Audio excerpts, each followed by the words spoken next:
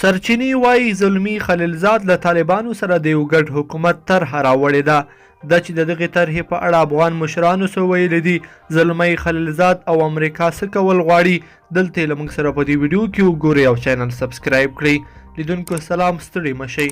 د افغانستان د سولې لپاره د امریکا د متحده ایالاتو ځانګړی استازی زلمی خلیلزاد د جو بایډن په حکومت کې افغانستان ته خپل لومړی سفر کوي.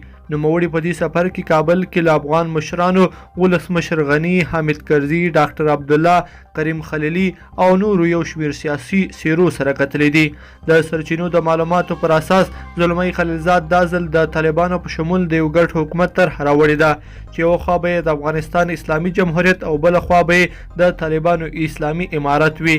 ویل کېږي چې له پورته یادو شوو مشرانو سره هم زلمی خلیلزاد پر همدې موضوع لیدنه او کتنه کړې ده. حامد کرزي ته نږدې کس شهزاده مسعود ویلي چې د 2001 کال د بن کنفرانس په ډول به یو بل نړیوال کنفرانس د یو ګډ حکومت لپاره جوړ شي. تر اوسه له سیاسینو او افغان مشرانو د زلمی خلیلزاد د لیدنو په اړه ویل کېږي چې پر سولې خبرې کړي او راوړې طرحې جزئیات نه دي شریک کړي. لیدونکو په دې هیله چې دا مطلب به مو تر پایه لیدلی وي. که مو دا ویډیو خوښه شوې ویډیو لایک کړئ د سره او چینل سبسکرایب کړئ. تر بیا ښه وخت.